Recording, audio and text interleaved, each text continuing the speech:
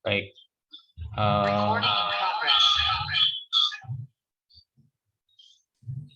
Mungkin itu tadi gambaran singkatnya.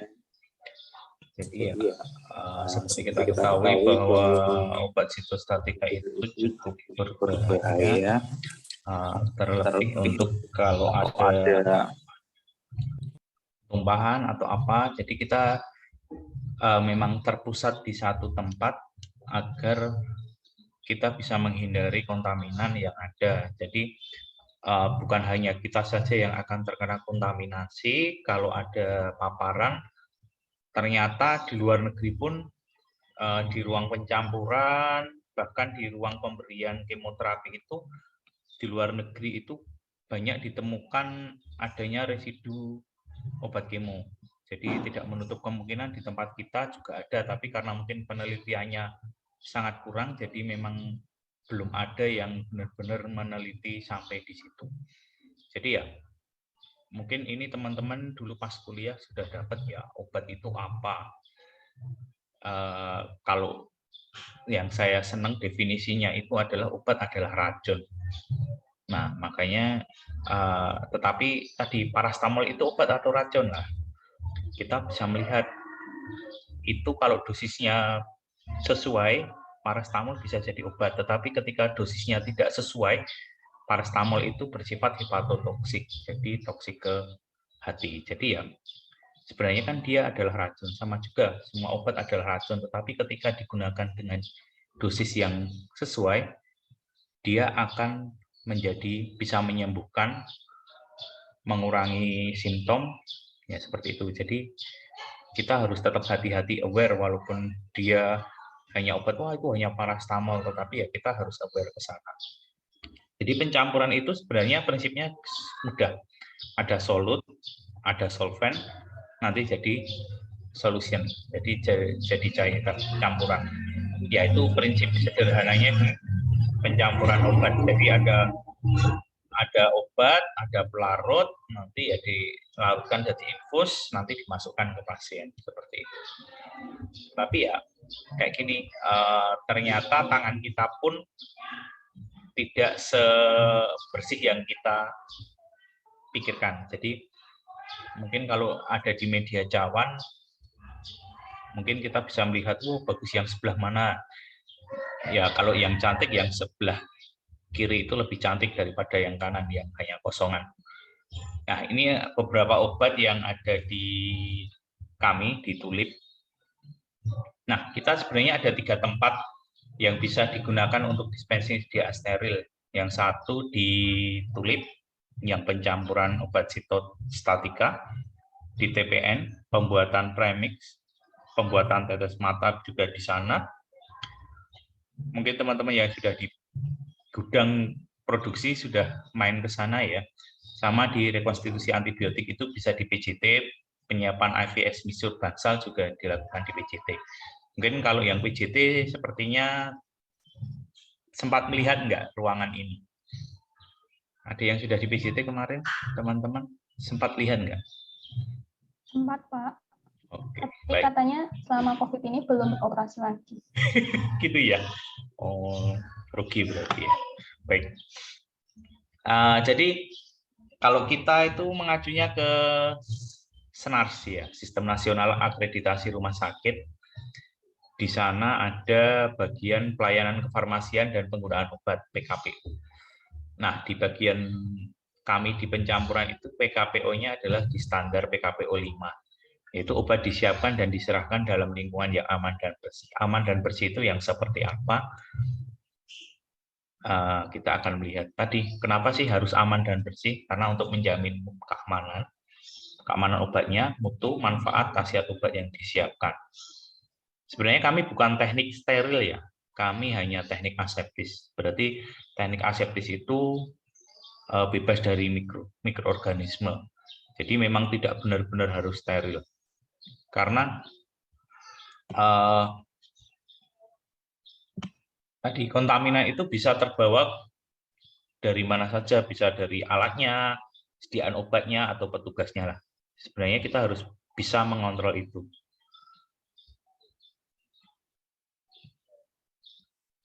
Nah, jadi di sini tadi makanya rumah sakit diminta untuk menyiapkan dalam menyerahkan obat dalam lingkungan yang aman dan bersih. Aman bagi siapa sih? Yaitu aman bagi pasien. Pasien butuh aman, ya. Petugas juga butuh aman, lingkungan juga. Makanya kita harus sesuai dengan personelnya. Jadi kalau menurut saya sebenarnya ada 3 aspek yang perlu ada, yaitu ruangannya, fasilitas memenuhi, petugasnya, dan prosedurnya. Kalau salah satu tidak terpenuhi, contohnya petugasnya sudah terlatih, prosedurnya sudah benar, tetapi ruangannya, fasilitasnya tidak memenuhi, ya useless. Seperti fasilitas sudah ada, petugasnya sudah terlatih, tetapi prosedurnya salah. Contoh prosedur salah ya, kayak kita naik motor. Naik motor itu kan sebenarnya nanti harus digas. Contohnya alurnya yang benar adalah hidupkan mesin, gas pelan-pelan. Nah, tapi ketika hanya hidupkan mesin tanpa ada gas pelan-pelan, ketika kita ngegas, kita salah, wah berarti kita tidak mengikuti prosedur karena di prosedurnya nggak ada ngegas. Tetapi ketika kita tidak ngegas, ya kita tidak jalan. Nah, seperti itu kita sudah tahu sebenarnya langkah itu salah, tetapi ketika di prosedur itu tidak ada, ketika kita mau melakukan sesuatu di luar prosedur, kita juga salah karena tidak mengikuti SOP. Tetapi ketika kita mengikuti SOP, kita tahu bahwa itu salah. Nah, jadi makanya kalau bisa fasilitas mendukung, petugasnya terlatih, prosedurnya benar. Itu akan menciptakan sesuatu yang lebih baik. Jadi pencampuran itu merubah obat menjadi produk yang baru. Bisa dengan melarutkan, menambahkan cairan, dan itu dilakukan aseptis oleh apoteker di sarana pelayanan. Jadi kedepannya itu kalau bisa yang standar ini nanti perawat itu tinggal nyuntik saja. Jadi kita yang akan menyiapkan. Tapi kan kalau harus semua dilakukan oleh farmasi, sepertinya itu tidak bisa dilakukan karena jumlah farmasi juga terbatas. Kalau hanya harus mengurusi setiap pasien menyiapkan obatnya, kayak ini injeksinya harus disiapkan sekian satu pasien, 1 hari sekian, tenaga kita tidak memenuhi. Makanya biasanya kita akan melakukan pelatihan kepada perawat. Nah, itu yang jadi tanggung jawab kita ke depannya. Kita melakukan pelatihan itu ke perawat. Jadi, latih apa Pak? Ya, latih nyampur obat, latih megang spet, melatih perawat untuk mencampur obat. Nah, kayak gitu. Karena tenaga kita masih kurang. Nah, kalau obat sitostatika ini ya, tadi mungkin teori sudah dapat ya di kuliah ya, sifatnya seperti ini. Nah, kalau obat kemo ya tadi kalau perlindungan terhadap pasien ya dengan teknik aseptis. Teknik aseptis biar pasien sudah sakit ditambah dengan mikroorganisme, saya tambahin bonus mikroorganisme kan biasanya kasihan juga nanti efek sampingnya demam, menggigil. Selain itu pencegahan ekstravaksasi. Ekstravaksasi itu dilakukan oleh perawat. Jadi ketika ada obat salah memasukkan dan itu keluar dari pembuluh darah, itu biasanya akan menyebabkan kayak melepuh. Jadi di sekitar area penusukan jarumnya itu biasanya akan melepuh, nanti biasanya kayak panas kayak gitu. Biasanya terjadi, tapi di tulip sudah jarang. Tapi kemarin ada satu kasus juga masih ada yang ekstravaksasi. Jadi dari tulip itu masih aman, ternyata sampai rumah bengkak. Terus hari berikutnya dibawa kembali ke tulip karena tadi terjadi ekstravaksasi. Nah, bagi petugasnya ya harus ada APD, alat perlindungan diri, teknik khusus, pelatihan dan evaluasi. Jadi yang untuk pencampuran obat sitos itu harus ada pelatihan dulu. Perlindungan bagi lingkungan, ya kalau bisa mencegah tumpahan, penanganan limbah. Limbah bukan hanya dari bekas obat sitostatika, tetapi limbah juga nanti berkaitan langsung dengan kayak bungkus obat. Jadi mungkin kemarin yang teman-teman sudah ditulip, beberapa itu ada pasien yang nyerahin satu plastik bekas obat. Nah, itu memang kita edukasi ke pasiennya agar untuk limbahnya kembalikan ke rumah sakit, nanti kita yang akan mengelola limbah bekas obatnya. Seperti itu. Nah, kenapa ya? Karena kita pengennya tidak terjadi exposure. Exposure itu bisa jadi oral, inhalasi, dermal. Nah, ini potensi toksiknya, efek paparannya biasanya kalau di kulit itu kadang terjadi alergi, jadi ada gatal-gatal itu biasanya, atau toksisitas pada mata, mata gatal, merah, kayak gitu. Jadi itu biasanya karena ada paparan. Nah, paparan itu bisa terjadi ke siapa saja ya, bukan hanya kita sebagai farmasi yang melakukan pencampuran, tetapi semua orang itu kalau ada paparan bisa terkena. Dokternya ya karena dokter yang di ruangan, perawat jelas karena dia yang akan memasukkan obat ke pasien. Petugas di ruangan kok bisa? Nah, bisa umpamanya kita pas pencampuran ternyata infus yang kita gunakan itu bocor. Ketika infus yang kita gunakan bocor, nanti bisa tumpah ke area sekitar pasien. Selain itu, bisa ke transporter. Transporter itu yang membawa obat, mungkin mengambil obat dari ruang handling ke ruang pemberian obat kemoterapi.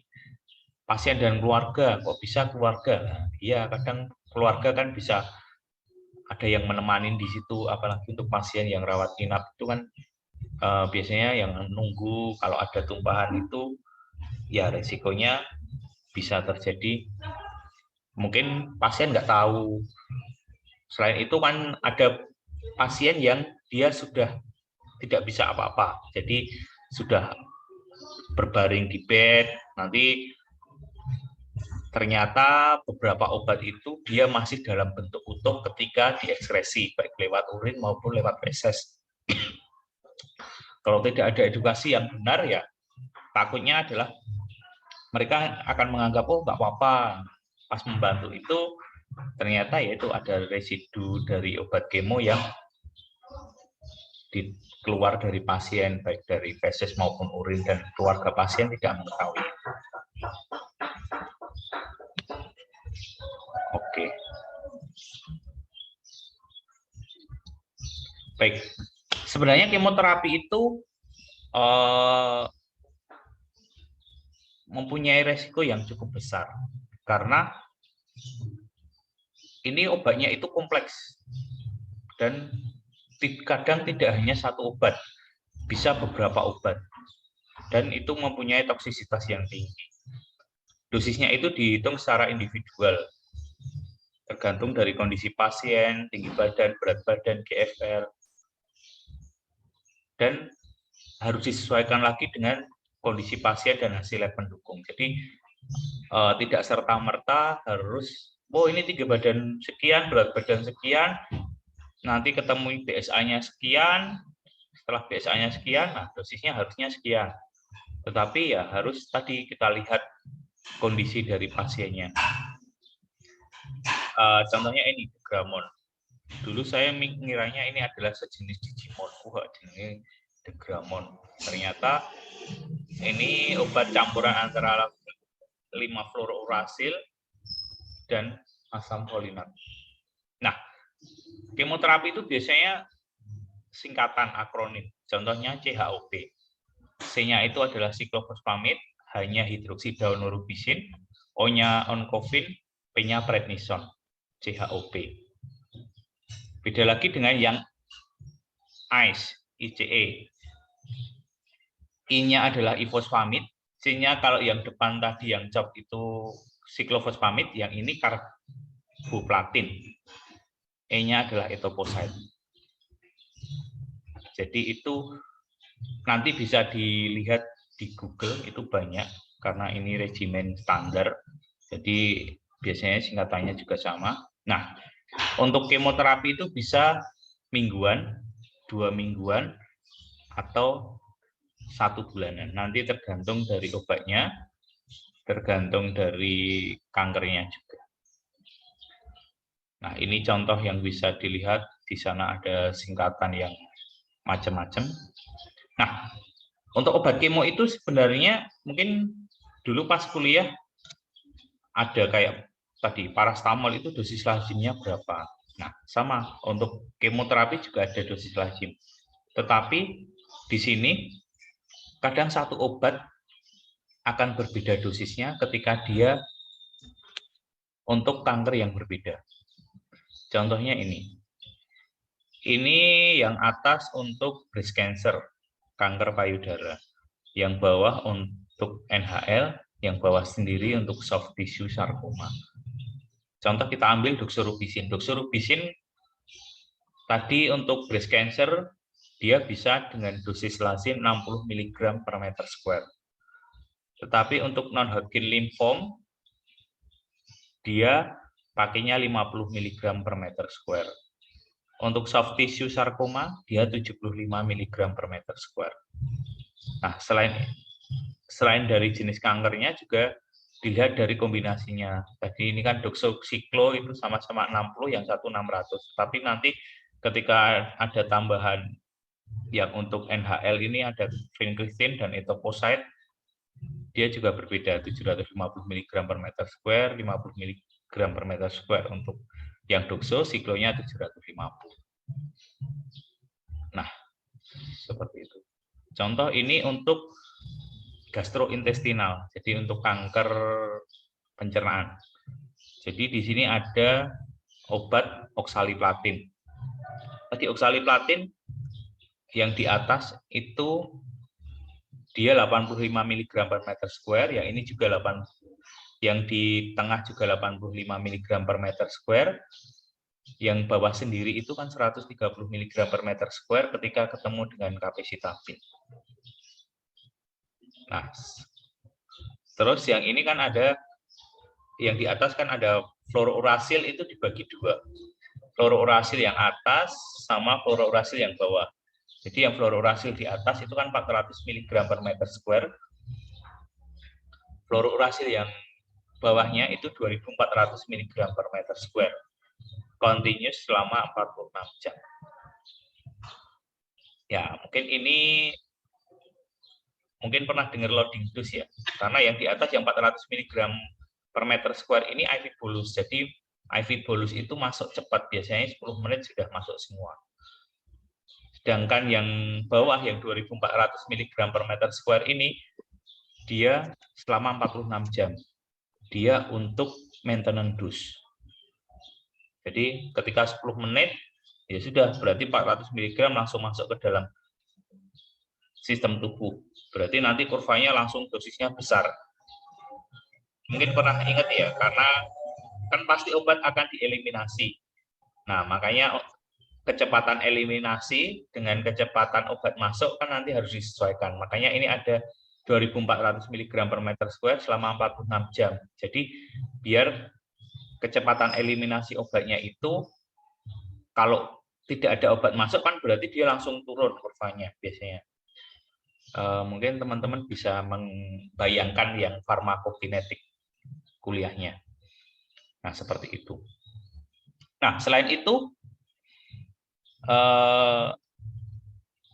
ini ada juga yang mempengaruhi, contohnya ANC. Mungkin besok teman-teman yang belum ditulip itu akan banyak menemukan leukogen. Mungkin teman-teman yang sudah ditulip, wah leukogennya banyak banget. Ya, karena banyak obat itu dia neutropeni. Jadi menyebabkan leukositnya akan turun. Ketika leukosit turun, tadi dia untuk dosisnya ini ANC kan biasanya standar kita di atas 1,5. Jadi ketika di bawah 1,5 pasti akan ada penurunan level dosis. Jadi kalau pasien ingin dapat full dose, dia harus ANC-nya di atas 1,5. Seperti itu. Oke, sampai di sini ada pertanyaan? Kalau nanti ada pertanyaan langsung ditanyakan ya, Mbak. Mas, ada masnya nggak ini? Baik, sekarang kita masuk ke telaah resep. Jadi mungkin teman-teman yang ditulip besok akan melihat bahwa ada telaah resep dan verifikasi resep kemoterapi. Nah, ini kuliah banget ya. Jadi ya apa sih yang harus ditelaah? 5 informasi identitas pasien, ya. Tempat obatnya benar atau enggak, ya. Dosisnya, rute, dan waktunya. Contoh identitas pasien, kalau di kita itu biasanya ditanyakan 2, nama dan tanggal lahir. Iya enggak?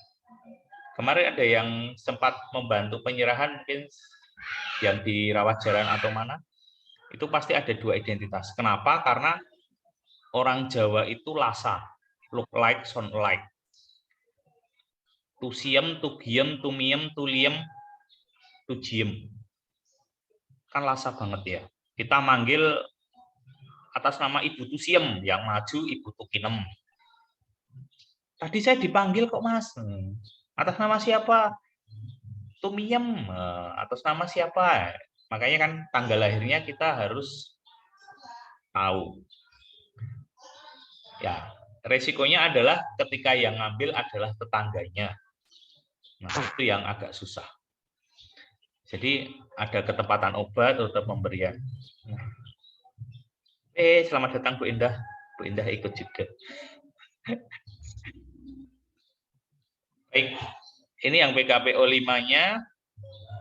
Mungkin ini teori banget, saya lewatin saja. Nah, ini ketika resep kemo itu masih berbentuk tulisan tangan, itu akan terjadi error yang cukup besar. Bisa dilihat di sini, wah, itu ada tulisan apa? Ondansetron 8 mg, dexamethasone 8 mg, epirubicin 60 mg, cisplatin 80 mg. Ya, mungkin kalau nggak terbiasa baca agak susah. Sama, ini yang ditulip. Nah, contoh di atas sendiri itu oxaliplatin itu dosisnya ada yang bilang itu 100 mg, ada yang bilang 160 mg. Nah, ya memang kalau tulisan tangan agak error. Makanya kita beralih ke e-prescribing. Kalau e-prescribing itu lebih, ya kalau tulisan kayak gini kan oxaliplatin itu 160 nggak? Ya sudah kelihatan benar 160, bukan itu 180. Nah, berarti ada masalah katanya. Nah, untuk yang restriksi obat, jadi kita verifikasinya, kita mengikuti ada yang namanya formularium nasional. Nah, kenapa? Karena sebagian besar pasien kita itu adalah pasien BPJS. Nah, obat yang diberikan itu mengacunya ke formularium nasional. Nah, kenapa? Karena dokter minta berapa dosisnya, restriksinya dari BPJS berapa, kita ngasih atau enggak. Itu yang jadi permasalahan, seringnya terjadi di kita. Oke. Seperti itu. Nanti kita. Nah, contoh ini breast cancer itu ada beberapa jenis. Ya mungkin di kuliah ya kita tidak memperdalam sampai segitunya jenis kankernya apa saja. Contoh ini obat Camame untuk obat docetaxel. Docetaxel itu untuk kepala dan leher, paru, payudara, ovarium, prostat, adenokarsinosa, gaster. Nah, yang itu yang bisa diklaimkan. Kemarin ada kasus kita pasien non-Hodgkin lymphoma, NHL. Kira-kira bisa di ACC enggak, teman-teman? Boleh langsung jawab saja, enggak usah saya tunjuk.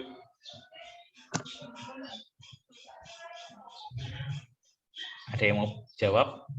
Non-Hodgkin lymphoma, kira-kira bisa di ACC atau enggak?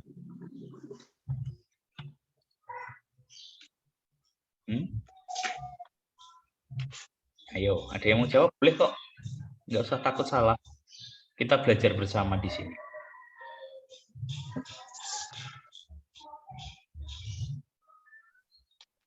Ayo, Mas. Wow, gimana, Mas? Tergantung syarat-syaratnya juga nggak sih, Pak? Enggak, kalau ini kan syaratnya ini. Kalau non-Hodgkin lymphoma, jadi kasusnya itu adalah NHL, non-Hodgkin lymphoma. Dapat obat docetaxel. Kira-kira di ACC enggak? Kalau menurut saya iya, Pak. Non-Hodgkin lymphoma enggak ada di sini, Mas. Berarti kan tidak memenuhi syarat untuk diberikan docetaxel ini kan, dia hanya kanker kepala leher, paru, payudara, ovarium, prostat, dan adenoma gaster. Berarti kalau kayak non-Hodgkin lymphoma dia nggak bisa karena tidak memenuhi syarat di sini. Nah, sekarang kalau ada kanker lidah,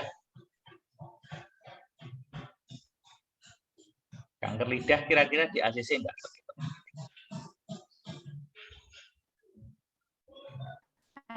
Di ACC, Mbak, karena termasuknya kanker kepala dan leher nggak sih, Pak? Iya, kan lidah di kepala dan leher ya, berarti dia bisa diberikan. Nah, kayak gitu. Nah, ini contohnya adalah obat capecitabine. Dia untuk kanker kolorektal dan kanker payudara metastase setelah gagal dengan kemoterapi yang lain mengandung antrasiksin. Jadi kalau untuk kanker payudara dia bisa diberikan, tetapi harus ada syarat metasnya dan ada keterangan dia pernah melakukan kemoterapi dengan obat yang mengandung antrasiklin, doxorubicin, epirubicin atau gulungan taxan, docetaxel, paclitaxel. Jadi kalau umpamanya pasien pernah kemoterapi dengan obat siklofosfamid, ya nggak bisa karena dia bukan golongan antrasiklin maupun taxan, walaupun dia sudah pernah kemoterapi. Atau mungkin dia pernah kemoterapi dengan cisplatin, ini sama juga nggak bisa. Harus golongannya itu antrasiklin dan taxan. Nah, ini untuk tamoxifen dan letrozole. Ini juga untuk kanker payudara. Jadi tamoxifen dan letrozole itu untuk ER dan atau PR positif. Jadi ER positif, PR positif boleh, salah satu yang positif boleh. Jadi ER-nya positif atau PR-nya positif. Ini bisa diberikan tamoxifen ataupun letrozole. Nah, kalau yang tamoxifen ini bisa syaratnya adalah premenopause atau postmenopause. Kalau yang letrozole dia syaratnya harus postmenopause. Nah, ini yang kadang masih dibingung di kami untuk menentukan pasien itu sudah menopause atau belum. Nah, ini contoh obat adalah lapatinib. Dia juga untuk breast cancer, kanker payudara, tetapi dia harus ada pemeriksaan HER2 positif 3. Bila HER2 positif 2, maka pemeriksaan FISH atau CISH harus positif. Dan dia pernah kemoterapi sebelumnya. Atau dia kombinasi dengan letrozole. Kayak gitu. Nah, kadang dokter itu, contoh ini ada obat oksaliplatin, dia harus kanker kolorektal stadium 3 atau metastase. Nah, hasil di lab kadang hanya tulisan yang di bawah sendiri itu, PT4N0MX. Nah, ini stadium berapa? Kita juga masih meraba-raba. Wow. Nah, ini ada kayak jenisnya. Teman-teman bisa baca. Tadi kan PT4N0M0. Kalau kita lihat di sini, dia stadium 3, stadium 3 ya, PT4N0M0. Ya di bawah. PT4N0MX. Berarti MX kan tidak ada, berarti 0 ya. Nah, kita bisa melihat di sini. PT4N0M0. Berarti dia stadium 3.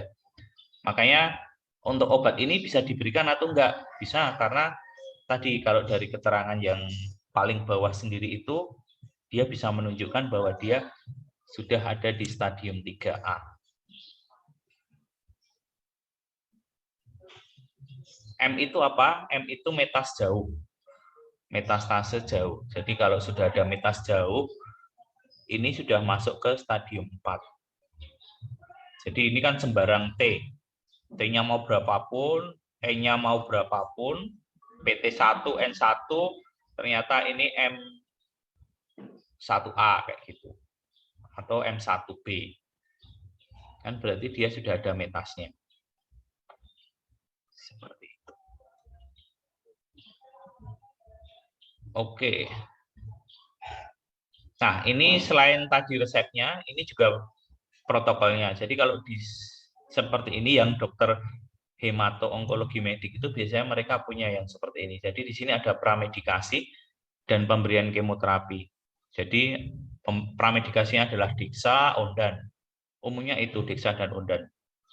Nanti ada pemberian kemoterapinya, obat ini masuk, habis obat ini masuk, nanti dikasih cairan masuknya berapa lama, nanti obat kedua berapa lama masuknya, habis obat 2 nanti ada jeda kayak diguyur di 5-2. Contoh oksaliplatin 160 selama 2 jam hari pertama, habis itu diguyur di 5. Diguyur bukan disemprot ya. Wah, pasiennya harus diguyur dulu.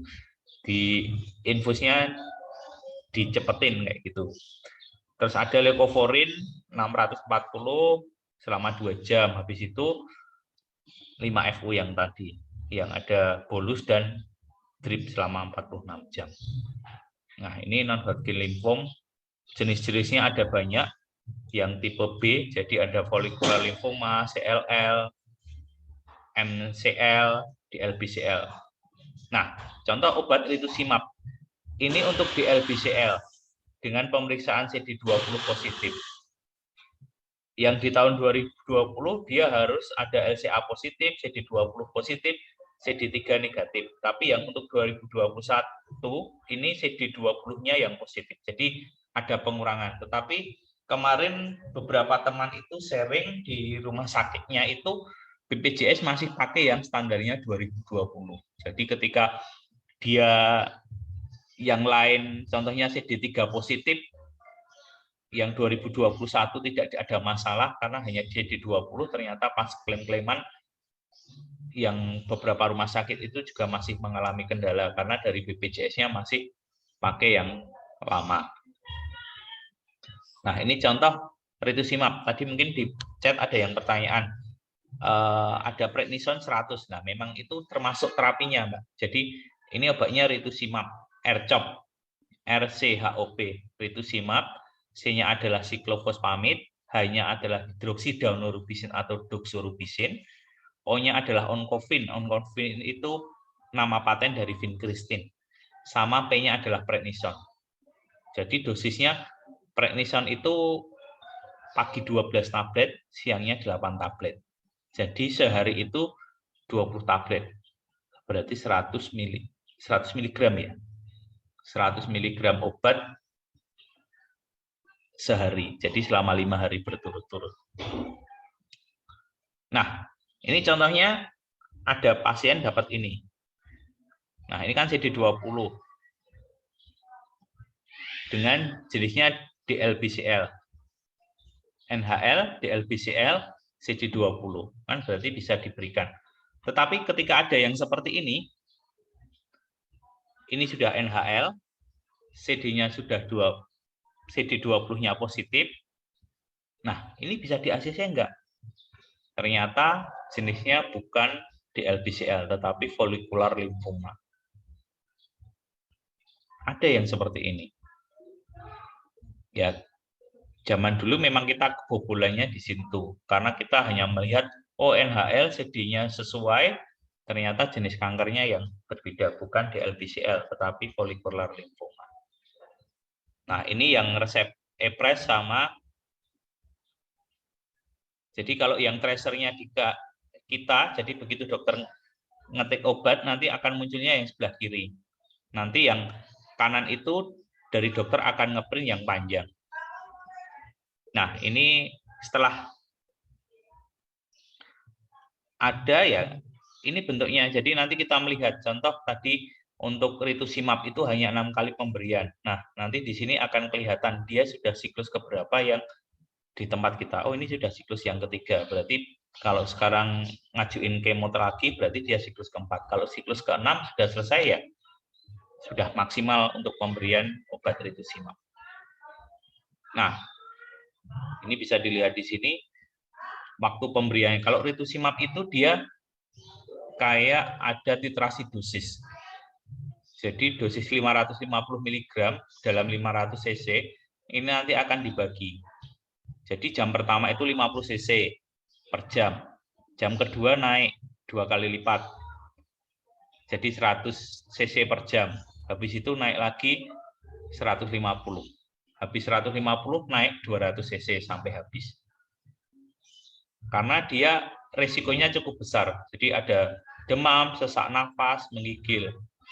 Nah, kalau ada itu berarti harus dihentikan.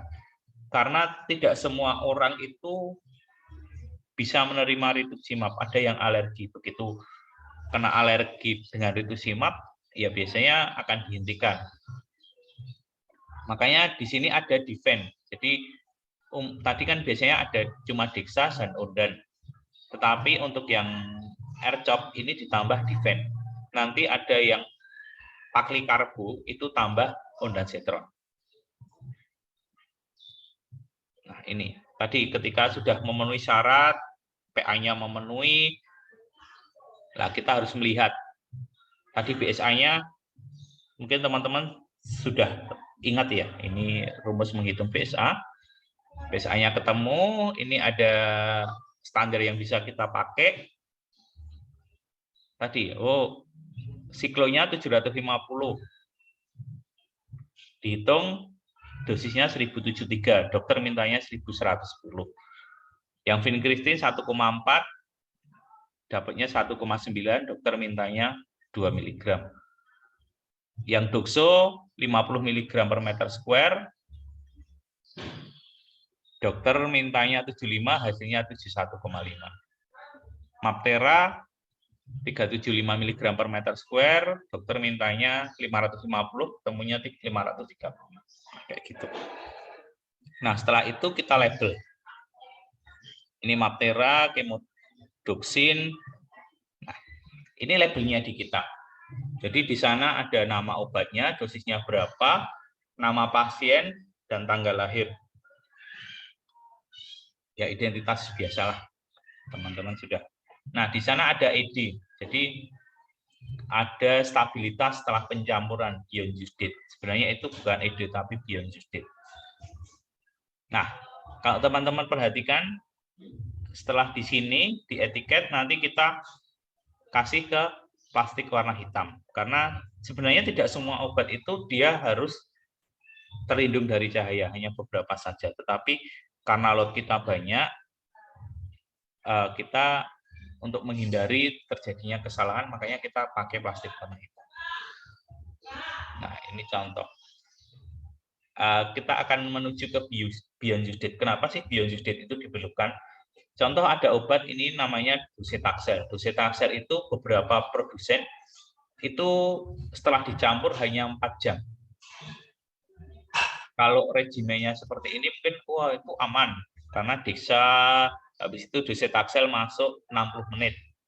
Habis docetaxel, furosemid, dan sodium chloride with magnesium sulfat dan potasium chloride selama 60 menit. Habis 60 menit nanti masuk cisplatin 120 menit. Habis 120 menit ada premix lagi 60 menit. Kalau tadi kita pakai yang docetaxel hanya Beyond Use Date-nya 4 jam kan aman. Tapi akan berbeda lagi ketika docetaxel itu diberikan setelah cisplatin. Kalau di sini kan dia masuk 1 jam, habis itu masuk cisplatin 120 menit, sudah 3 jam. 3 jam, yang NaCl bawah 1 jam, 4 jam. Padahal tadi ini BUD-nya 4 jam, belum lagi nanti transport dari ruang pencampuran sampai ke bangsal. Belum nanti nunggu perawatnya nyuntik yang pramedikasi, dexa, ondan, furosemid. Belum nanti kalau ada pasiennya ada masalah, jadi harus nunggu hasil apa dulu.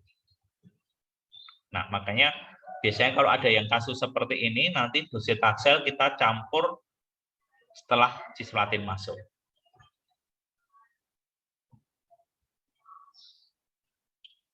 Oke, ini stabilitas. Mungkin di farmakope sudah ada ya, jadi saya hanya ngambil dari farmakope.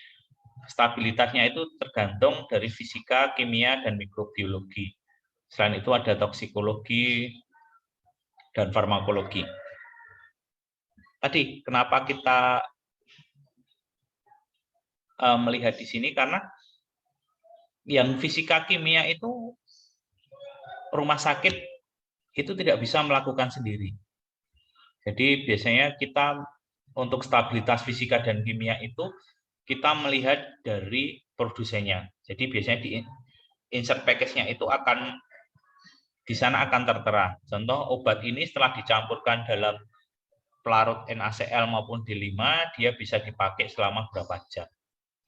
Atau setelah dicampurkan dengan NaCl, ketika dilakukan dengan pengujian dengan HPLC, dia bisa menunjukkan tidak ada perubahan dosis yang signifikan selama 8 hari.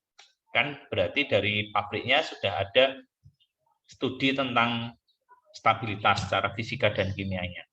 Nah, kalau yang mikrobiologi, mikrobiologi ini kan juga dipengaruhi oleh tempat pencampurannya,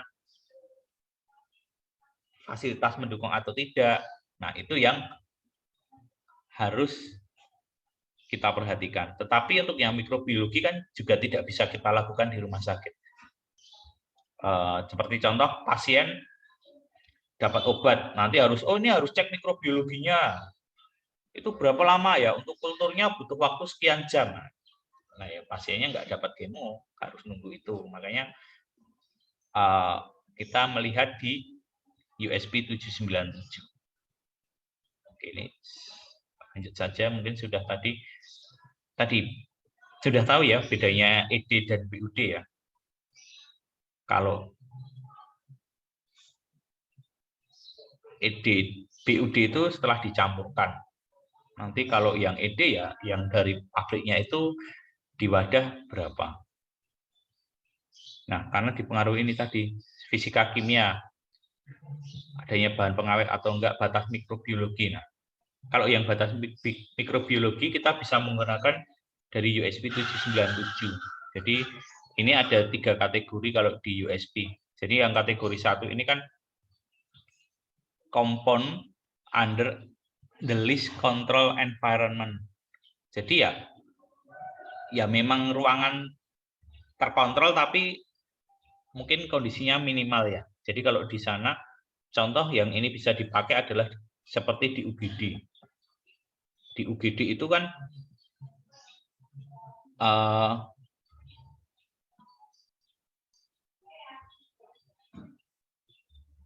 di UGD itu kan tidak ada BSC ya, Biological Safety Cabinet.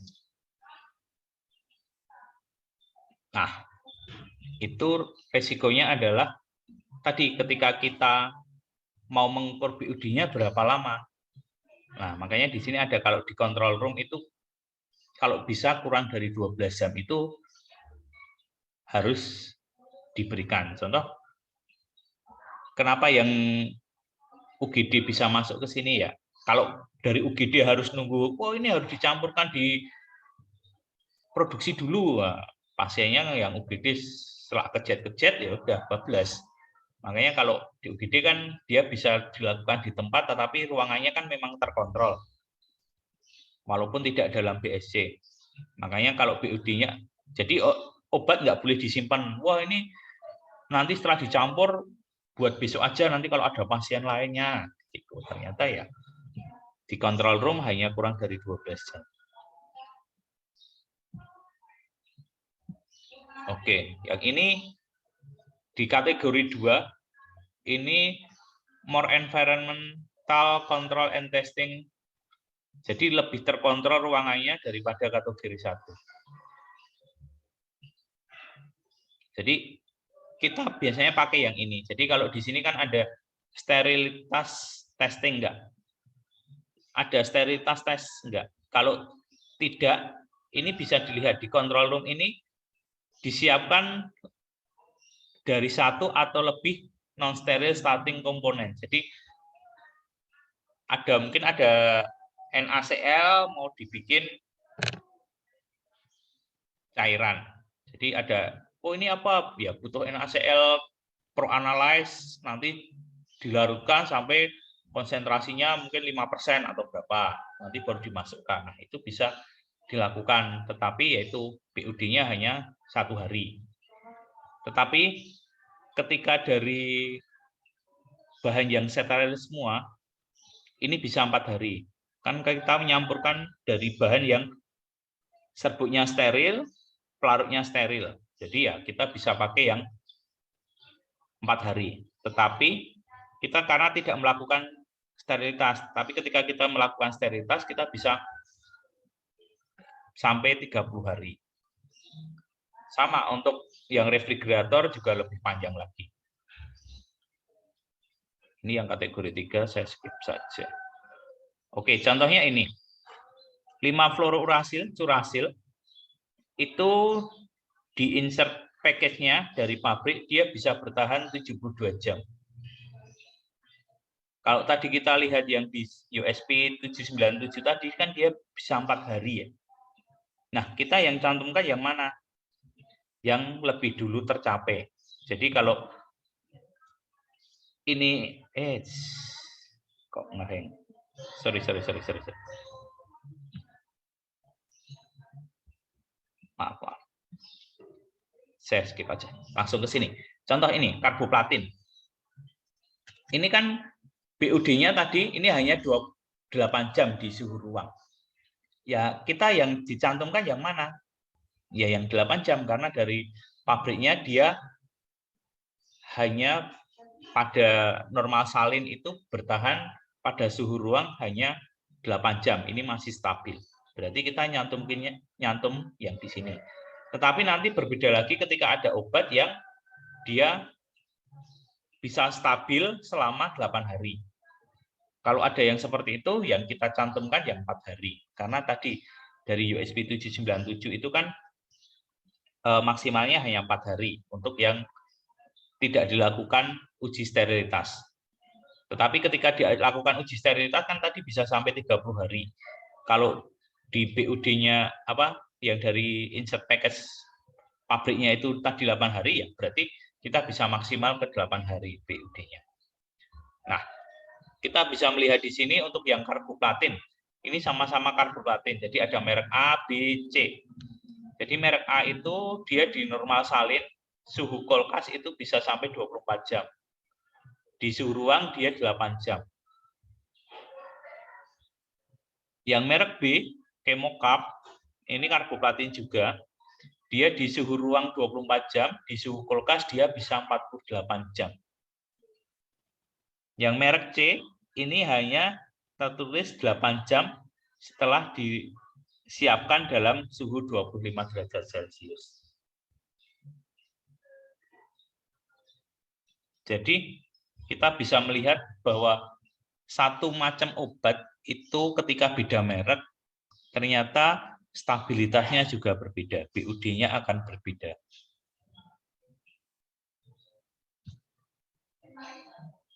Nah, makanya tadi kalau teman-teman lihat di yang etiket tadi, itu ada kita mencantumkan nama generik sama nama dagang. Karena untuk mengantisipasi yang seperti ini, nama generiknya apa? Ya karboplatin, nama dagangnya Chemocap. Kalau kita hanya nulis Chemocap, resikonya adalah perawat itu tidak tahu itu obat apa. Dulu pernah malam-malam saya ditelepon sama Bangsal. Jadi Bangsal itu, Mas saya itu tadi ngirim permintaan untuk Pemetrexed. Jadi Pemetrexed di tempat kami mereknya Primexa sama Pemcort.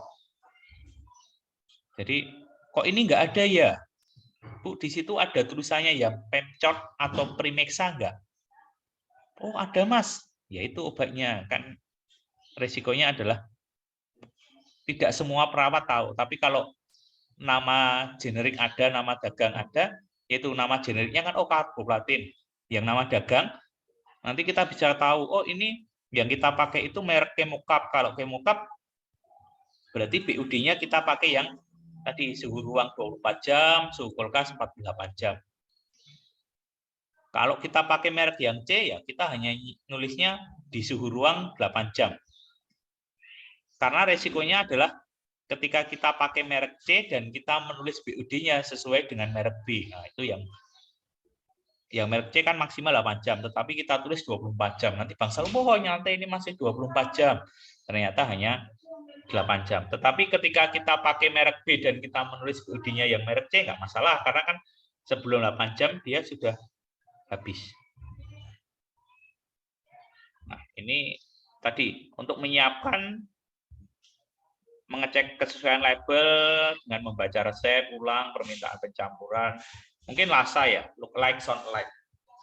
Obat kemo itu banyak yang LASA juga. Contohnya ini, wah ini beda Pak, yang satu tutupnya hijau, yang satu merah. Nah, ketika seperti ini,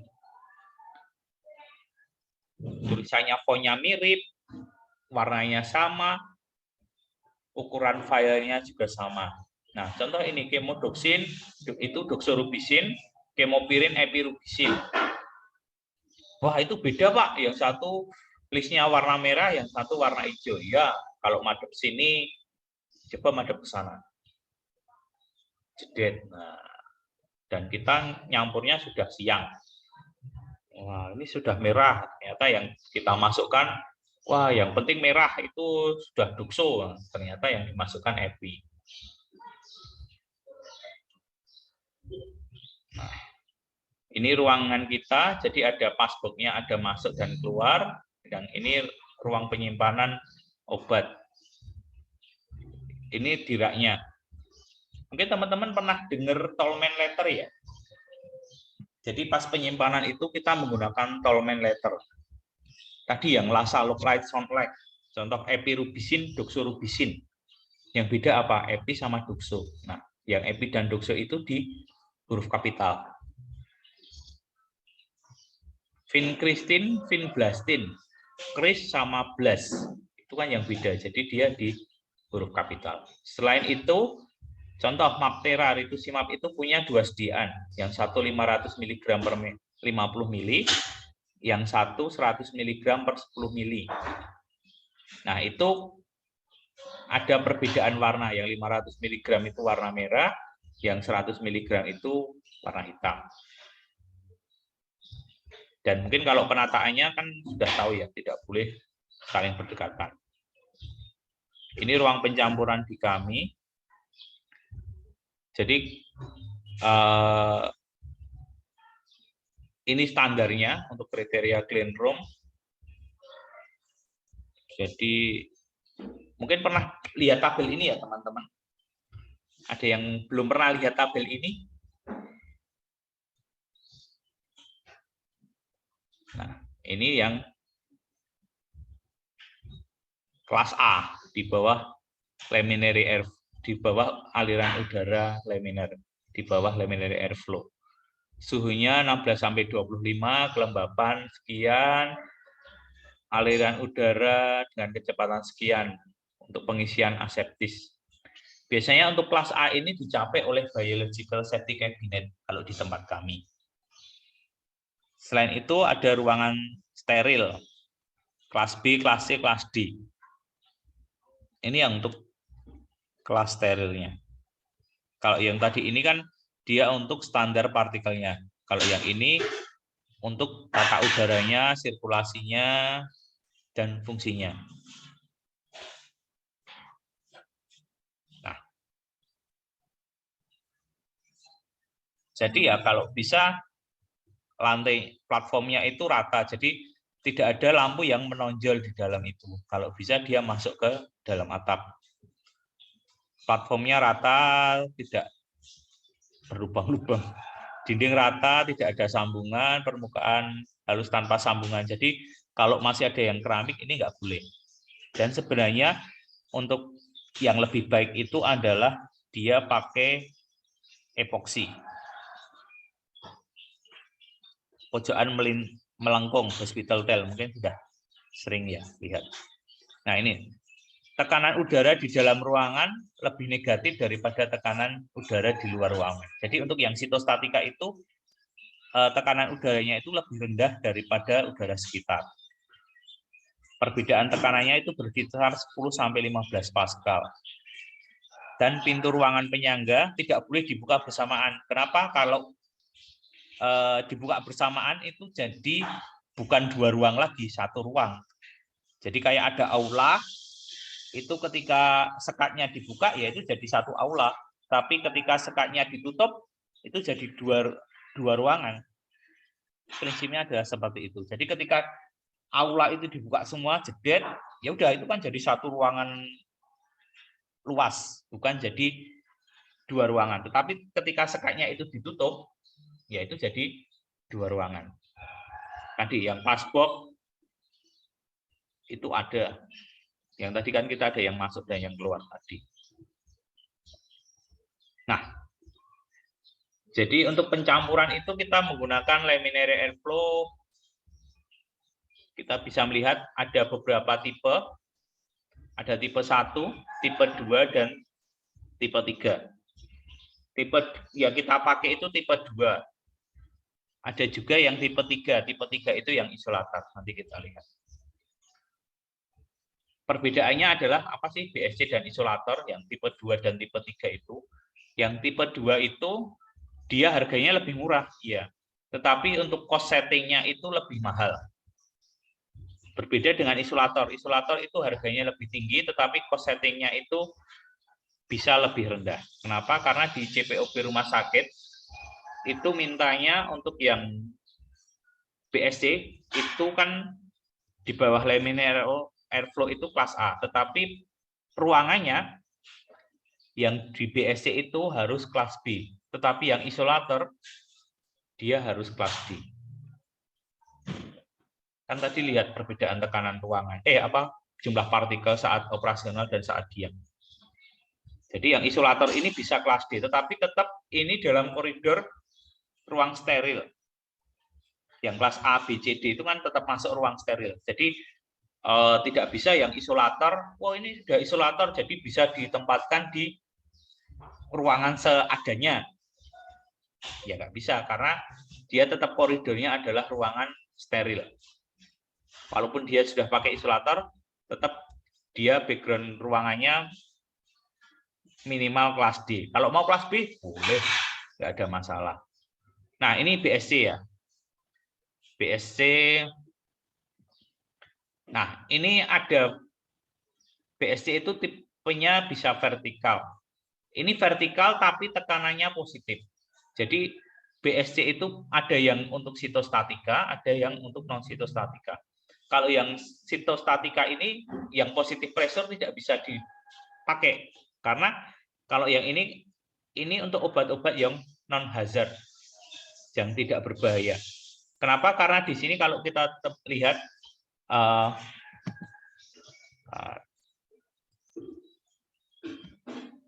jadi kalau kita lihat di sini, ini kan udaranya keluar, jadi menuju luar, walaupun dia vertikal. Tapi kan tetap aliran udara keluar. Kalau kita melakukan pencampuran obat sitostatika di sini, ya risikonya adalah kalau ada yang volatil, ya kita bisa menghirup karena dia positive pressure. Jadi tekanannya lebih tinggi di dalam, jadi udara mengalir dari dalam mesin ke luar. Jadi yang bisa dipakai adalah yang negative pressure. Jadi ketika negative pressure, dari udara yang dari atas ini nggak bisa keluar, tapi langsung kehisap dulu, nanti pre-filter, HEPA filter. Nanti kita lihat. Nah, contoh yang di kita,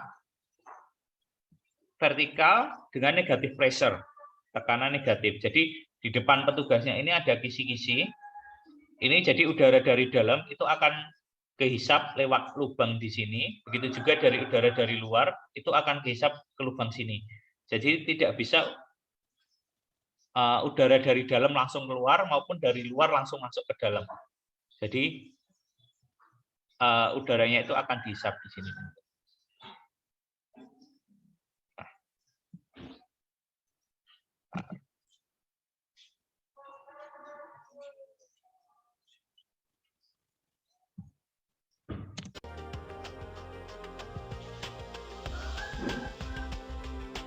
Nah, ini HEPA-nya ada di atas.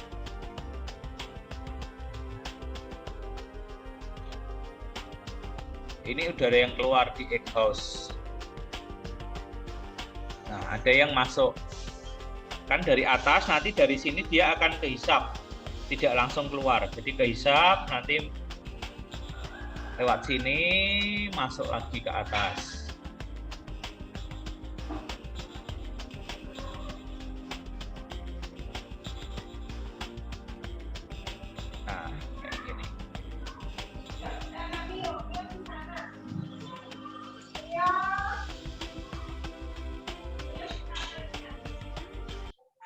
Seperti itu.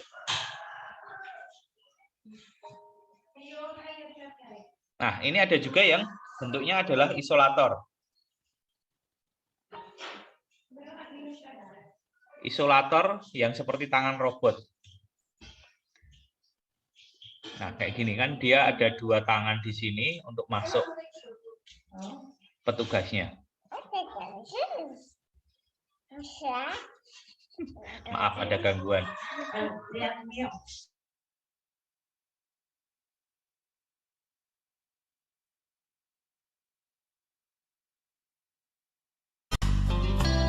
Isolators protect compounded drug products from room contaminants. Some offer operator and environmental protection for handling hazardous drugs. 3 different types of isolators are offered by manufacturers, each designed for different applications. Positive pressure isolators are suitable for work involving non-hazardous materials. The work zone and pass-through interchange are under positive pressure to the room, in order to maintain sterility in case of a breach in the barrier isolation system. Negative pressure recirculating isolators are suitable for work involving hazardous materials, anti-neoplastic or cytotoxic compounding applications, such as chemotherapy. The work zone and pass-through interchange are under negative pressure to the room, in order to maintain operator protection in case of a breach in the barrier isolation system. They may be optionally vented. Negative pressure total exhaust isolators are suitable for work involving hazardous materials that may volatilize. The work zone and pass-through interchange are under negative pressure to the room in order to maintain operator protection in case of a breach in the barrier isolation system. They must be externally vented.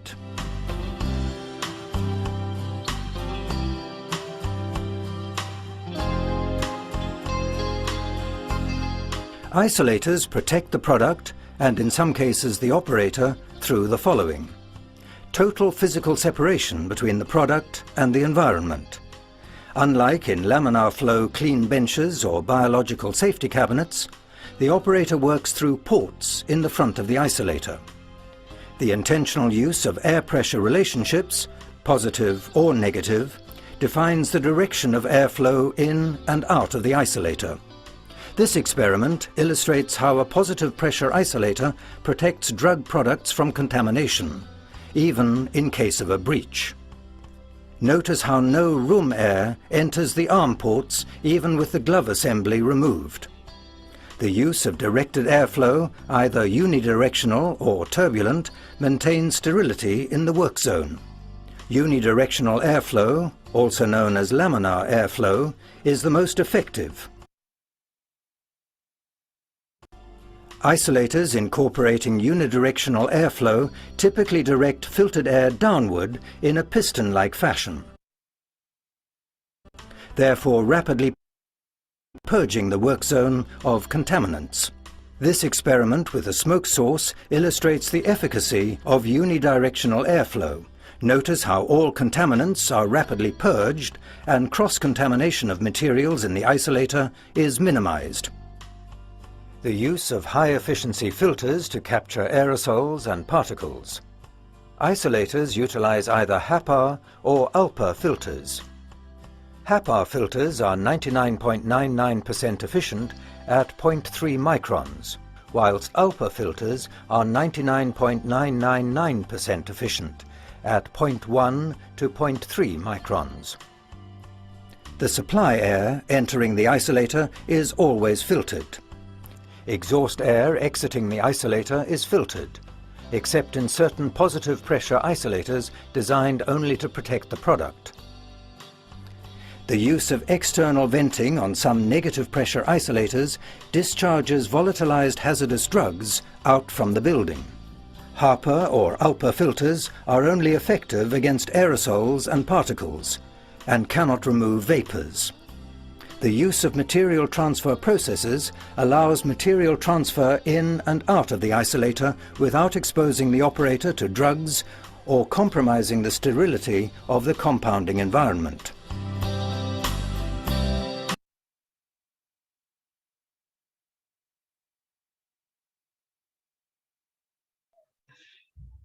Baik, itu tadi yang isolator. Jadi isolator pun juga ada dua tipe, yang positif pressure maupun yang negatif pressure. Tadi bisa dilihat aliran udaranya seperti apa. Nah, ini untuk kami di pencampuran obat sito itu kita punya APD. APD-nya seperti ini. Jadi kita pakai masker. Masker itu biasanya kita pakai masker yang disposable, nanti tambah masker N95. Jadi ini penggunaannya adalah sekali pakai.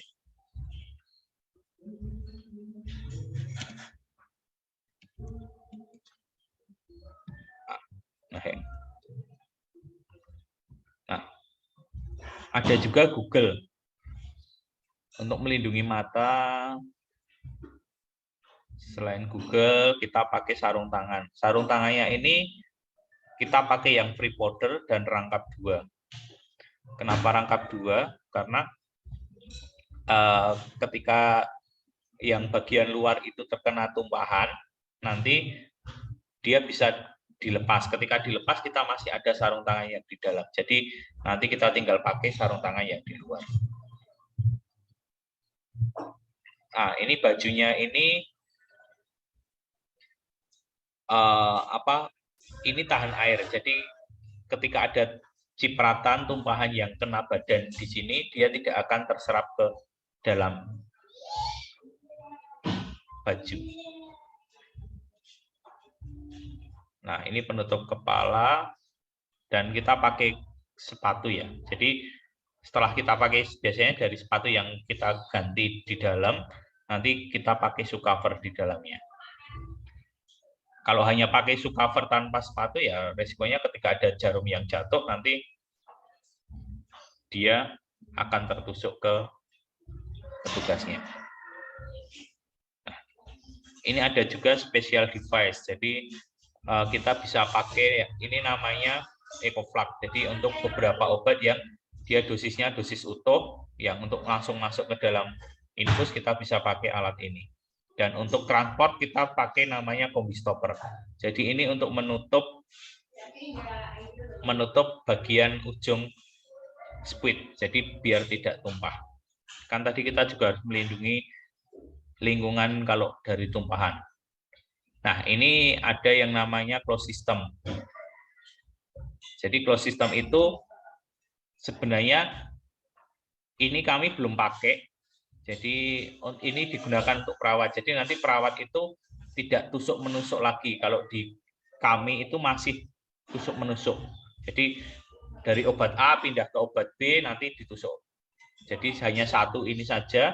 Jadi habis dari obat A pindah ke obat B, ya ini dilepas dari obat A tusuk ke infus obat B. Tapi kalau yang seperti ini enak. Jadi ketika obat A masuk tinggal plug di konektor yang di sebelah sini. Nanti ketika obat B masuk, nanti plug di konektor yang lain. Lebih enak.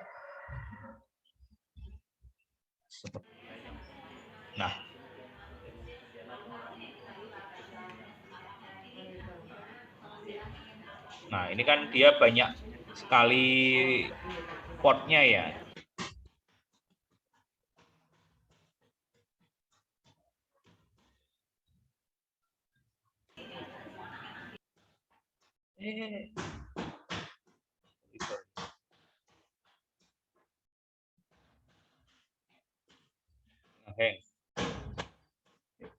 Oke, benar. Ternyata malah nge-close. Ada pertanyaan sampai di sini? Sebelum saya buka lagi, wah ternyata sudah hampir 2 jam ya. Monggo kalau ada pertanyaan boleh. Saya tak buka lagi. Di kolom chat ada pertanyaan, Pak. Oke, sebentar tak buka.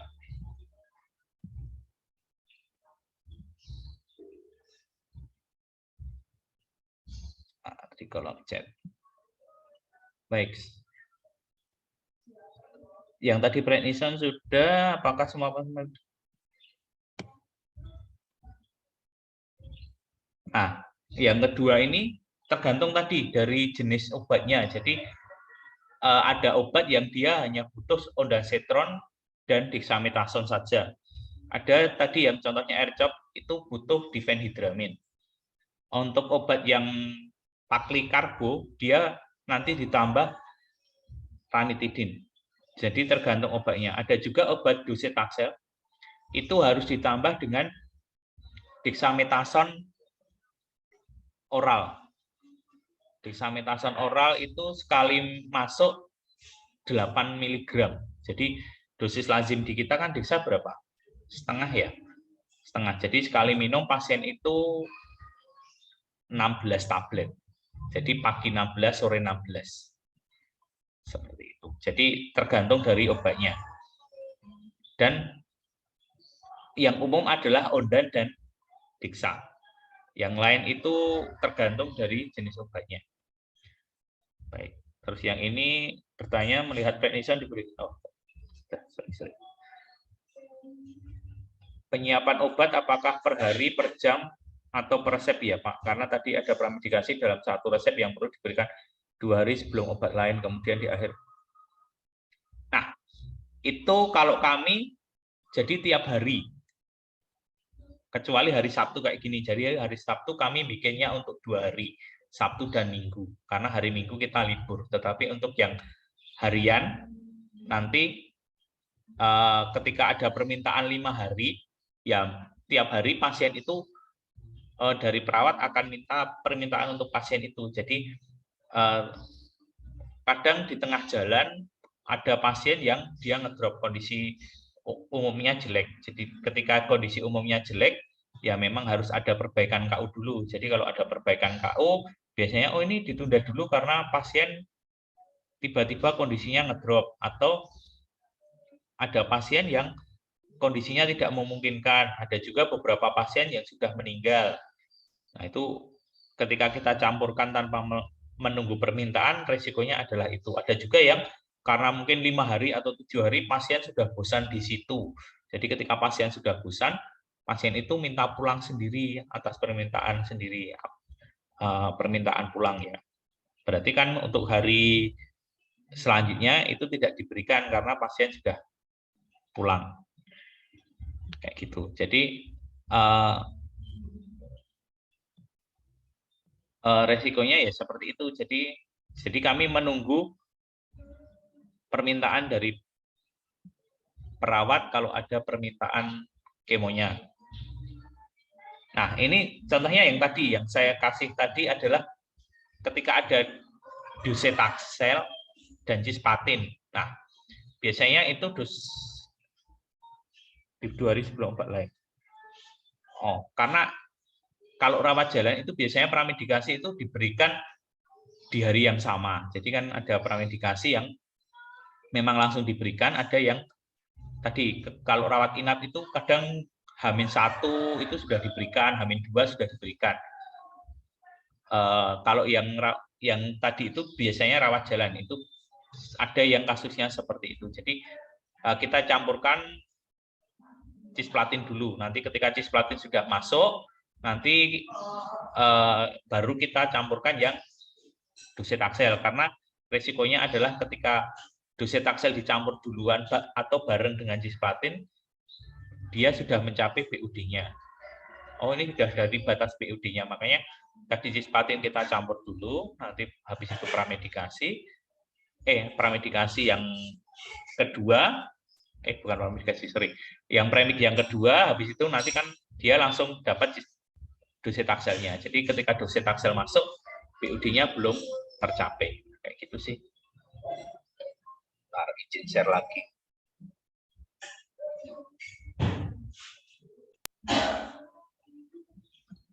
Sampai di mana tadi? Oke, masih ada pertanyaan lagi?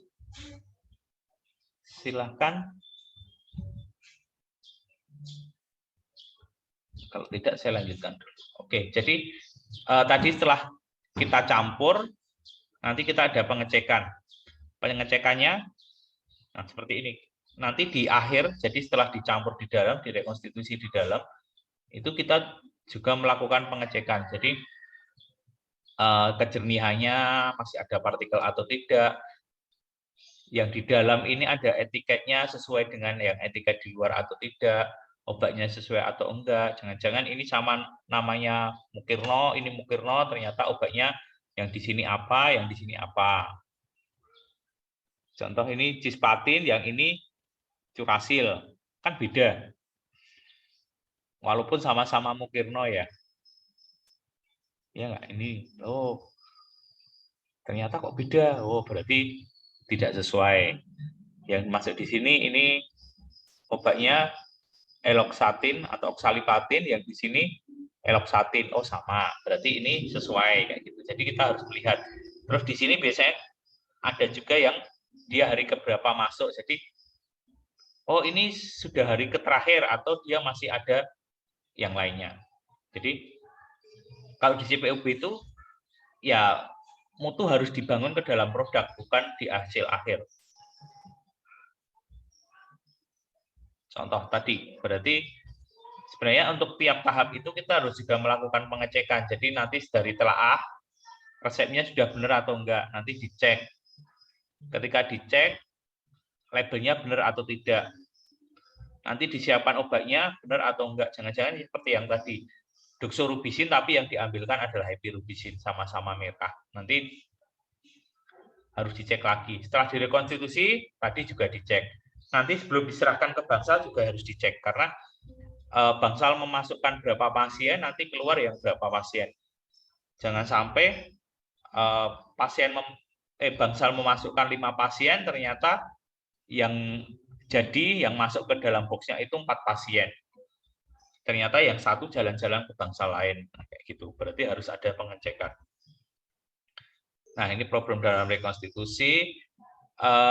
Jadi selain tadi, kita juga harus melihat jenis dari plastiknya. Karena sebagian besar untuk alat infus kita itu masih dari PVC. Kalau PVC mungkin dalam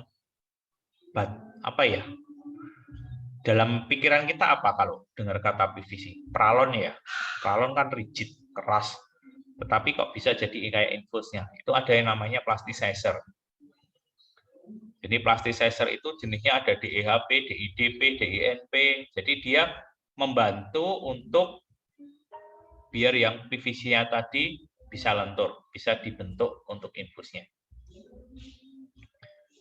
Nah, untuk PVC itu ternyata ada beberapa yang tidak cocok dipakai untuk dengan PVC. Jadi bisa leaching. Jadi bahan tadi plasticizer-nya itu akan terlarut, atau ada beberapa obat yang dia akan menempel di dinding PVC-nya, atau bahkan terserap ke dalam PVC. Nah, ini contoh interaksinya. DEHP leaching ke infus, ada yang ke blood transfusion, platelet konsentrat, TPN, sitostatika, dan antibiotik. Nah, ini yang tidak boleh. Jadi selain PVC itu masih ada banyak bahan yang dipakai. Sekarang umumnya untuk itu dia menggunakan PP atau EVA. Jadi sudah lebih aman untuk handling cytotoxic maupun total parenteral nutrition. Nah, tadi untuk yang TPN itu harus bebas. Sebentar, Pak. Maaf ada gangguan. Jadi yang wadah PVC dan non PVC itu akan berbeda harganya. Dan kita masih, karena keterbatasan tadi, kita masih membatasi untuk yang golongan taksan dan etoposide, docetaxel, paclitaxel, etoposide itu yang pakai yang non PVC. Jadi besok kalau teman-teman ditulis itu ada beberapa infus. Oh, ini harus pakai infusion set yang A, ini pakai infusion set yang B, kayak gitu, karena tadi ada perbedaan penggunaannya. Kalau yang bebas aluminium ini sepertinya sudah hampir semua sudah tidak ada yang bahannya aluminium. Maaf. Oke. Nah,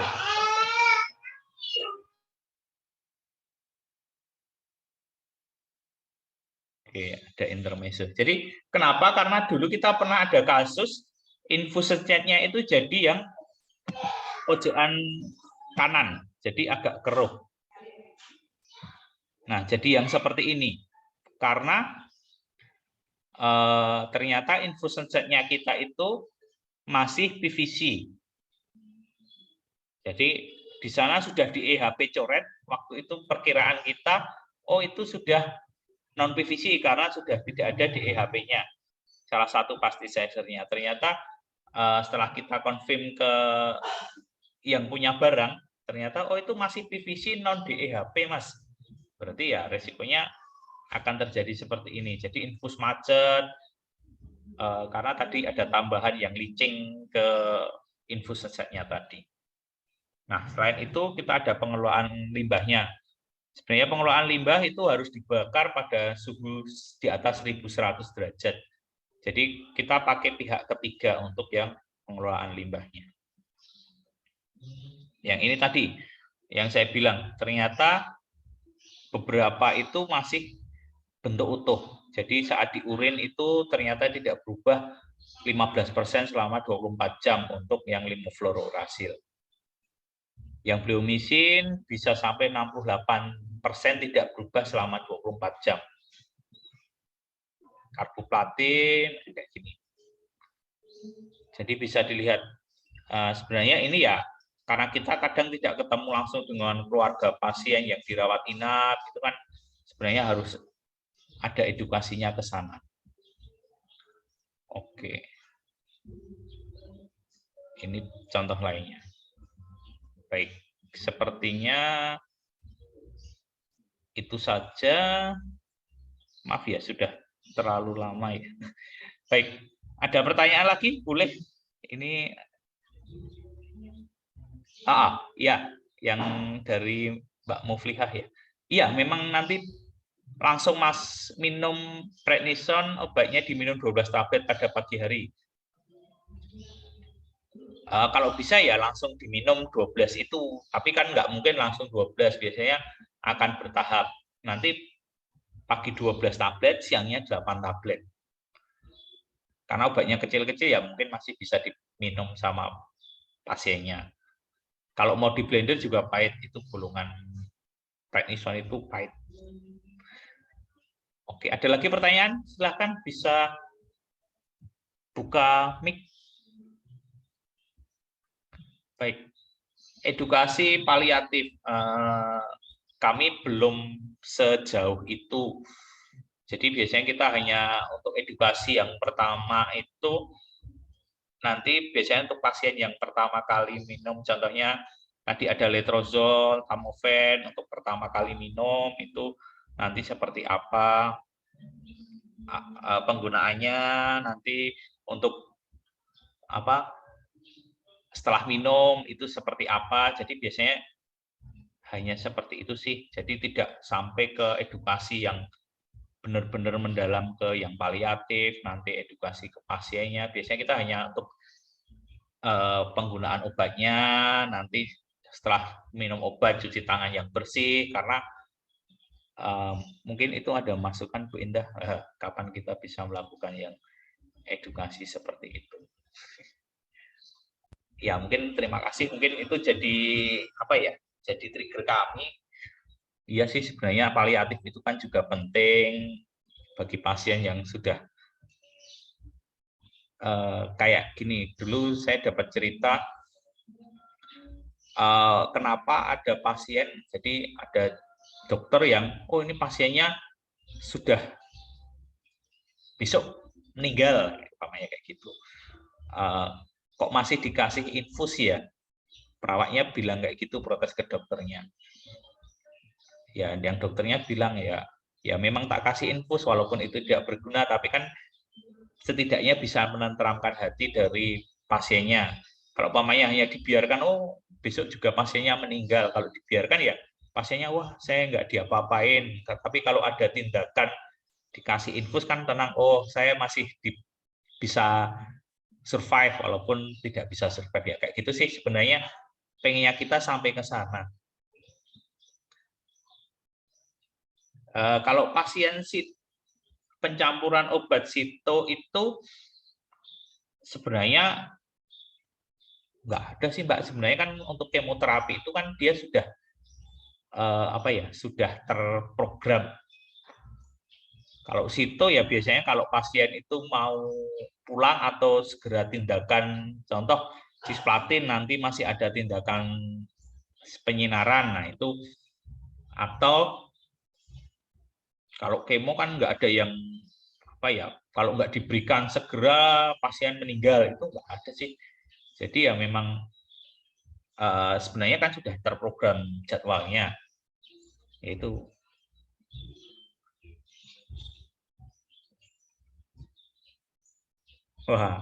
itu kalau dari Mbak Siti Nurul ya. Nah, itu juga sebenarnya itu tugasnya dari kayak bimbingan rohani juga ya. Biasanya nanti di Bangsal juga ada sih yang datang untuk menyapa pasiennya, nanti memberikan bimbingan rohani kayak gitu ada. Jadi bagiannya memang berbeda. Jadi kami biasanya hanya itu yang untuk penggunaan obatnya, cara penyimpanan obatnya, nanti pembuangan obatnya, seperti itu sih. Karena kami juga pasiennya juga cukup banyak, jadi kalau itu pun sudah nanti antriannya di belakang sudah banyak.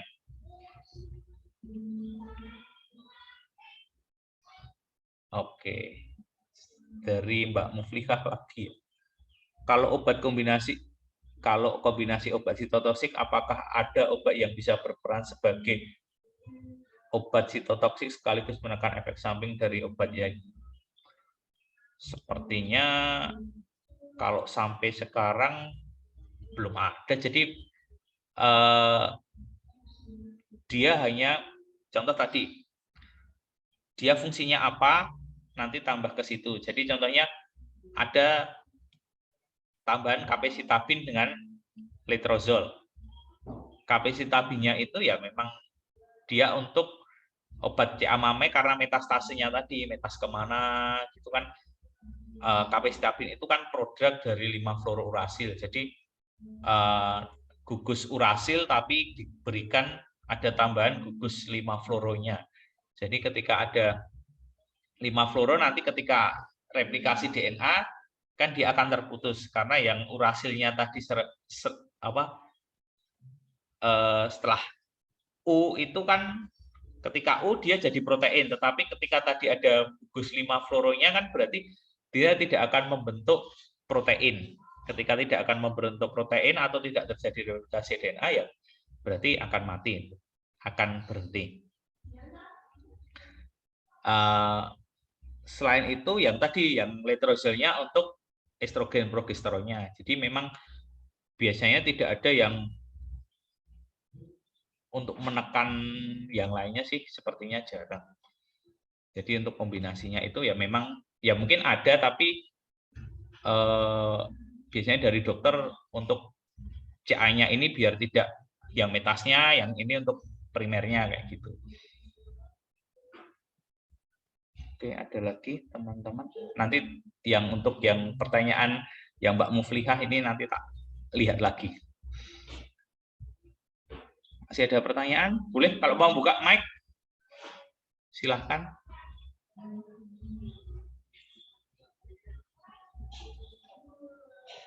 Oke, baik teman-teman. Adi, Oh ya, saya silahkan. ingin bertanya, kalau yang semisal siklus itu kan biasanya kan hari-harinya ada ketentuannya kan Pak? Kalau semisal kondisi pasien tidak memungkinkan untuk kemo dan ditunda di luar dari yang termasuk siklus itu, apakah mempengaruhi kemonya Pak? Maksudnya obatnya gitu. Nah, jadi gini, biasanya dokter akan mempertimbangkan besar manfaat maupun risikonya. Kalau manfaatnya lebih besar ya mungkin bisa dikemo, tetapi ketika resikonya lebih besar daripada manfaatnya, biasanya nanti akan ditunda. Jadi contohnya tadi leukositnya turun dan dia dapat obat yang neutropeni. Ketika dipaksakan, ya nanti leukositnya akan semakin turun. Ketika leukosit semakin turun, ya sudah, nanti resikonya adalah pasien akan semakin ngedrop. Ketika pasien semakin ngedrop, ya resikonya akan lebih besar. Nanti untuk pemulihannya akan lebih berat daripada perbaikan KU dulu, nanti baru diberikan kemo. Kayak gitu. Biasanya pasien akan ditunda. Nanti ada yang pernah sampai 1 bulan. Jadi dia ngurusnya obat sekarang, tapi tidak ada perbaikan KU selama 1 bulan, ya nanti harus transfusi dulu. Ketika transfusi nanti harus disuntik beberapa kali, nanti baru dia bisa kemonya bulan berikutnya. Kayak gitu sih. Nanti kan akan dievaluasi lagi apakah dari dokter perlu penambahan kemonya atau cukup dari yang siklus dari yang sudah ditetapkan. Atau mungkin oh ini karena ada penyebaran lagi mungkin tambah 1 atau 2 siklus kayak gitu. Itu nanti dari dokter yang memutuskan penambahan siklusnya. Tapi biasanya tadi perbaikan KU diutamakan dulu. Karena resikonya kalau dipaksakan akan lebih besar. Baik Pak, terima kasih. Baik, teman-teman, ada pertanyaan lagi? Oke, jadi silakan teman-teman. Ini hanya sekilas tentang onko. Siapa tahu berminat masuk onko. Jadi besok kalau teman-teman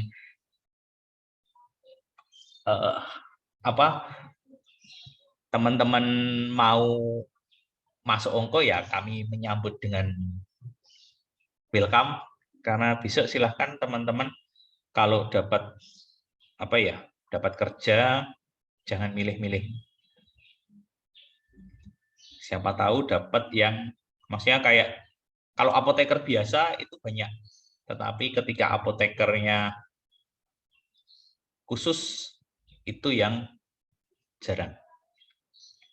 Tahu toh maksudnya? Jadi ketika spesialisasi nanti teman-teman lebih enak dalam apa bekerjanya. Jadi contohnya di onkologi itu tidak semua apoteker mau dan mampu di onkologi, tetapi ketika seperti itu ya lebih enak. Kalau yang biasa ya sudah nanti di rumah sakit ya cuma kayak gitu saja. Tapi kalau yang seperti ini ya nanti lebihlah ada nilai plusnya. Jadi kalau teman-teman besok mau nggak di bagian jantung, ambil. Mau nggak di bagian geriatri, ambil. Jangan, wah saya mau dirawat jalan saja. Saya mau di apotek. Nah, apotek, kalau mau jadi apotek ya yang lebih dan lebih lagi. Seperti itu sih. Silahkan ya. Kalau mau di onko boleh. Wah. Karena kita kedepannya adalah kita mau spesialisasi farmasi. Jadi ke depan itu, karena yang sekarang spesialis farmasi itu baru ada satu spesialis farmasi nuklir. Tetapi kedepannya kita mau beranjak ke yang spesialis farmasi.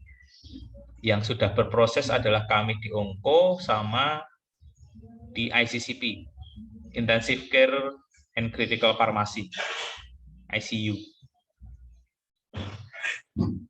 Ya, mungkin seperti itu. Jadi silahkan teman-teman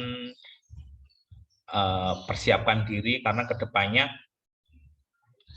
tadi kalau dari PKPO ya pencampuran banyak.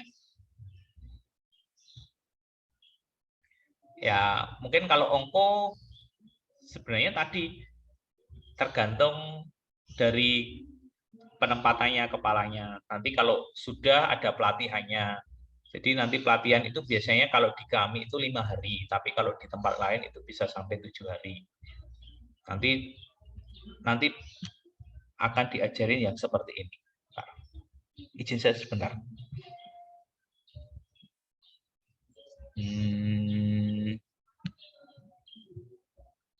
Ini contoh dari pelatihan.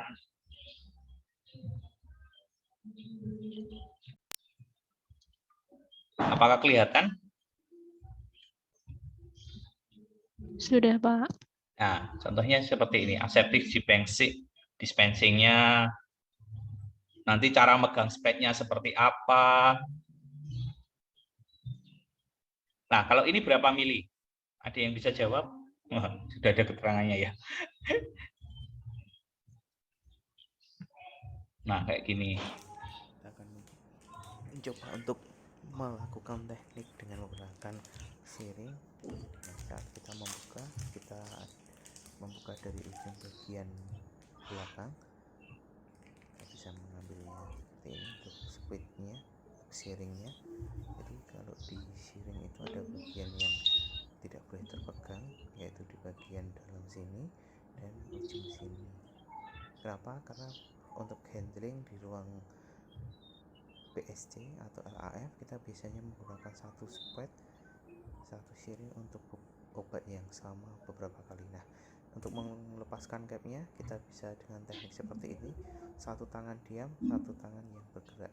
Untuk menutupnya, ujungnya kita masukkan sedikit, kita masuk, baru kita tutup. Nah, satu tangan diam, satu tangan bergerak. Untuk menutupnya kita masukkan ujungnya sedikit, lalu kita tutup. Nah, kenapa? Kalau kita gerak dua-duanya akan refleks seperti ini, dan resiko untuk contohnya seperti itu. besar. Jadi ada tekniknya seperti apa, nanti untuk mematahkan ampul juga seperti apa. Nah, biasanya beberapa teknik bisa dilakukan setelah seperti ini. Nah, patahan nyali kita spek dulu. Nah, itu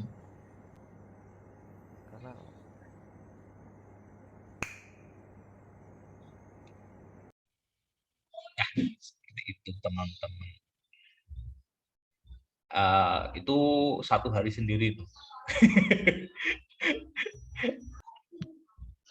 Ya, itu 1 hari sendiri untuk latihannya. Jadi biasanya butuh nanti ada prakteknya sendiri seperti itu. Mungkin ada yang berminat, silakan masuk. Kalau yang khusus itu nanti kayak Mas Ibnu, besok ada ketemu Mas Ibnu. Dia sekarang di Onko, tapi kedepannya dia akan masuk ke radiofarmasi. Jadi akan meningkat lebih tinggi lagi. Jadi ilmunya akan lebih khusus lagi. Karena tidak semua orang juga akan mampu maksudnya diberi kesempatan, diberi amanah untuk yang di radiofarmasi. Jadi seperti itu. Jadi kalau ada kesempatan khusus, ya ambil saja. Karena lumayan lah, Mbak. Maksudnya proses tidak akan mengkhianati hasil. Nanti siapa tahu di radiofarmasi lebih berkembang lagi, jadi pembicara kemana-mana. Oke, ada yang minat. Ya, itu sih hanya motivasi. Tapi kalau teman-teman di industri ya, dulu background saya industri, makanya kalau saya di industri pengennya jadi kayak konsultan. Gitu. Tapi ternyata terdampar di rumah sakit. Monggo, ada yang mau ngomong, cerita, boleh? Atau ini sudah 9.20? Maaf ya, saya terlalu banyak ngomong ya. Sebenarnya saya sama Mas Ilmu seneng ngomong. Tanya aja yang kemarin di Tulip sering rame. Ya memang itulah kami biar tidak stres. Monggo silahkan, ada yang mau tanya boleh, sharing boleh. Tadi Mbak Siti mau buka mic. Oke. Kalau tidak nanti semoga ini bisa saya share yang videonya tadi ya. Kalau mau minta PPT-nya juga boleh, tapi bawa flash disk ya, karena agak besar nih. Karena ada videonya, jadi memang agak besar. Baik, kalau tidak, mungkin saya cukupkan sekian. Terima kasih atas waktu yang teman-teman luangkan. Ini hanya perkenalan saja, nanti untuk teman-teman di dunia kerja nanti bisa dilihat. Kalau mau tanya nanti bisa tanya langsung. Mungkin kalau kami di Tulip itu sebenarnya welcome saja, asalkan ya mungkin karena pengaruh kreditnya. Tapi kalau agak longgar ditanya itu biasanya kami bersedia. Saya, Mas Ibnu, Mbak Indah itu biasanya mau. Nanti nggak usah malu. Kalau Mas Ibnu saya mau tanya ini, Pak Adi saya mau tanya ini, boleh nggak apa-apa. Biasanya kami malah ada pertanyaan, teman-teman ya nggak bertanya ya sudah. Kalau mungkin di tempat lain, ya nggak tahu juga maksudnya seperti apa. Tapi kalau di Tulip, ya, biar teman-teman bisa melihat, oh ternyata Ongko itu tidak seseram yang dibayangkan. Ongko itu tidak menakutkan yang dibayangkan teman-teman. Seperti itu. Oke, mungkin kalau tidak saya cukupkan sekian. Masih ada pertanyaan? Nggak ada ya? Baik. Terima kasih teman-teman atas waktunya. Saya cukupkan sekian untuk